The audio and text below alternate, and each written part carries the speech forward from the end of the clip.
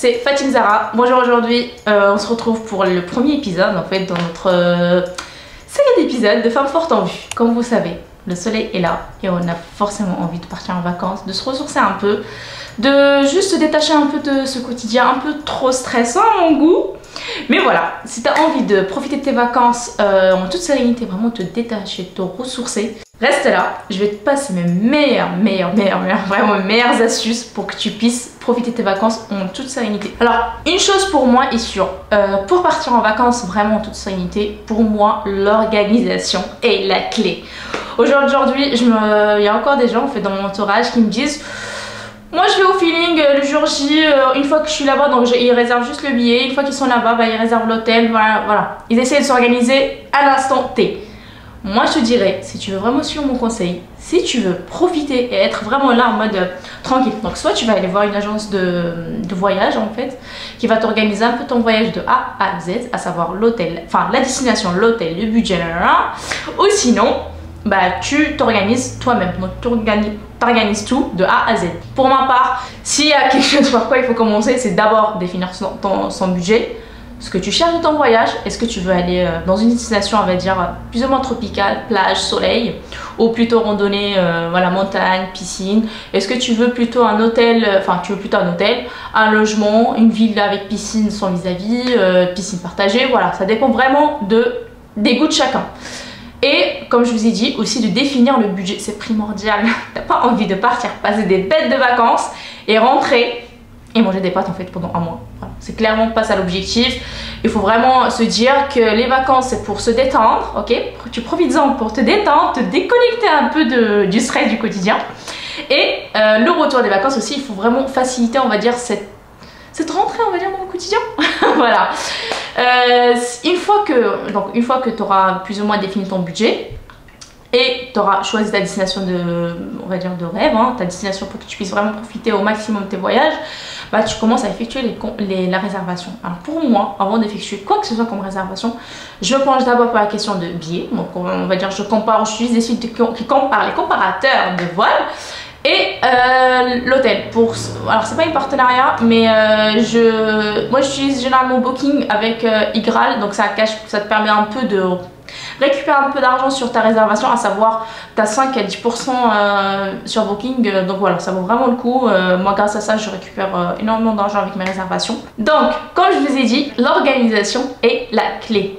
Non seulement tu vas avoir l'esprit tranquille, mais tu pourras aussi faire des bonnes affaires en fait. Donc si tu définis ton budget, ta destination, tu te dis ok j'ai besoin de ça pour la nourriture, j'aurai besoin de temps pour l'hôtel, pour aussi des petites activités en plus en fait de ton séjour, aussi pour les petits cadeaux si tu veux, voilà, ramener un petit souvenir à ta famille.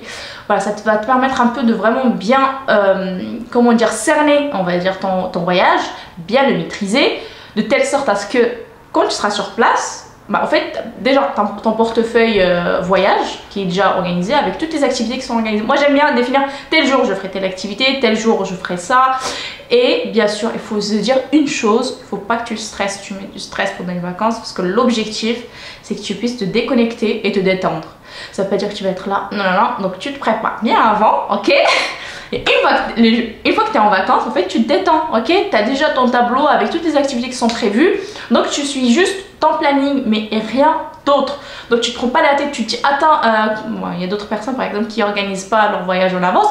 C'est libre à chacun. Je suis pas là pour juger, mais je pars du principe, si on s'organise, tu pourras profiter au maximum de ton voyage. Moi, c'est ce que je fais et ça me permet un peu de libérer l'esprit. Je me dis, telle activité, en fait, c'est déjà réservé. J'avais fait, par exemple, quand je suis allée à Dubaï, Turquie. En plus, vous pouvez tout faire à distance, donc vous n'avez vraiment pas besoin d'être sur place pour tout effectuer. Maintenant, on va passer à l'étape valise. On se pose toutes les mêmes questions. Alors, qu'est-ce que j'en mets? Est-ce que j'en mets ceci? Est-ce que j'en mets cela? Est-ce que j'en ai vraiment besoin d'autant d'affaires? Voilà, c'est ça la question. Pour moi, je pars du principe, j'essaie de prendre des basiques. Alors, il y en a qui n'aiment pas les basiques, mais voilà, par exemple, je prends un top noir, blanc, nude, qui va aller avec mon jean, avec mon pantalon noir, avec mon pantalon beige. Voilà, j'arrive à faire avec 3 tenues, ou on va dire 3 pièces, j'arrive à faire plusieurs déclinaisons, ok? Une chose qu'on oublie tous et toutes, sac poubelle enfin, ou un sac pour le linge sale, c'est comme tu veux. Moi, je sais qu'à chaque fois quand je pars, enfin, quand j'arrive à une destination, ça m'était déjà arrivé avant, mais depuis que j'ai des enfants, j'oublie plus. C'est que une fois que j'ai des affaires sales, je sais plus où les mettre en fait. Surtout que j'ai pas le temps d'aller les emmener dans un pressing pour le faire et ainsi de suite. Donc voilà, n'oublie pas de ramener un sac. Bon, moi j'utilise un sac poubelle hein, parce que voilà, c'est du linge sale. Ou en tout cas un sac pour mettre tes affaires sales. De 1. De 2, je suis une hâte de la technique où on plie le linge. Ça te permet d'optimiser de l'espace dans ta valise et du coup mettre plus d'habits si tu as envie. Passons aux chaussures. Pour les chaussures, moi j'aime bien mettre... Je prends, avant je prenais une dizaine. Hein. Clairement j'ai une petite valise qui est spéciale chaussures, mais maintenant je fais plus ça parce que franchement l'objectif c'est pas de s'encombrer en fait quand on est en vacances, c'est vraiment de se détendre, de prendre une paire et hop on se prend pas la tête à se dire non mais celle-là va aller avec ceci, bref voilà. Ah oui, une chose que j'avais oublié, moi j'aime bien faire les petites combines avant de mon départ, donc je prépare mon haut, mon bas ensemble avec, voilà, avec les sous-vêtements, mon foulard et je mets directement dans la valise comme ça quand j'arrive là-bas, en fait je prends juste la pile, j'ai déjà tout dedans. En revenant à la question de chaussures, moi j'aime bien mettre une chaussure plate en fait, une chaussure que je vais mettre quasiment tous les jours, des baskets, surtout pour les activités, et une petite chaussure, enfin escarpin ou chaussure à talons, enfin sandales à talons, à vous de voir. Vraiment en mode, voilà, date night, vous avez envie de faire en mode bombe, et pour que vous puissiez vraiment être élégante un peu et faire une petite sortie, voilà, votre mari, votre compagnon, ce que vous voulez, ou juste entre copines en fait, juste pour kiffer votre life. Et puis nous avons la partie essentielle, mais vraiment essentielle, on oublie tout, on dit attends je vais ramener les habits, je vais ramener les chaussures, j'ai ma valise. Ah oui, les papiers. Alors, il faut voir par rapport à destination qui demandent absolument un passeport, d'autres non. Il suffit juste un peu votre carte d'identité et tout ira bien. Mais voilà, il faut vraiment se renseigner d'un point de vue administratif ce qu'il faut ramener ou pas. S'il y a aussi d'autres documents, par exemple en Amérique, il y a un document à renseigner là, avant notre départ. Il suffit pas juste de... De toute façon, quand vous allez prendre le vol, la compagnie aérienne elle a une obligation de vous informer un peu plus ou moins des démarches administratives à effectuer avant votre départ. Et dernièrement, si vous allez en destination, pas que en fait ensoleillée, un peu une destination ensoleillée, mais il faudrait prévoir une crème solaire plus un chapeau. Oui, oui.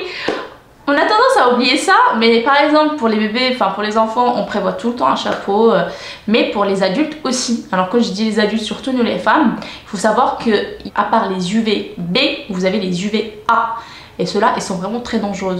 Je sais que quand j'étais encore plus jeune, j'aimais bien me bronzer. On va dire, il n'y a pas de mal à vouloir se bronzer. C'est beau, c'est très très beau même. Mais avec le temps, et le temps, là maintenant je me forme sur comment rester plus ou moins jeune. Et je me suis rendu compte qu'en fait le soleil n'est vraiment pas bon pour notre santé. Ça veut pas, enfin pas bon si on s'expose trop au soleil. Après si vous restez juste voilà 1 heure, 2 heures dans la journée, ça dérange pas. Et surtout évitez le créneau de 11h à 16h, c'est le créneau où vous risquez d'avoir des problèmes de brûlure et ainsi de suite. Pour moi, le produit numéro 3 qu'il ne faut pas oublier, c'est la biafine. Oui, en cas de brûlure, ça fait toujours du bien non d'avoir la biafine. Après, je vous dirais que voilà, ramenez surtout tout en format voyage.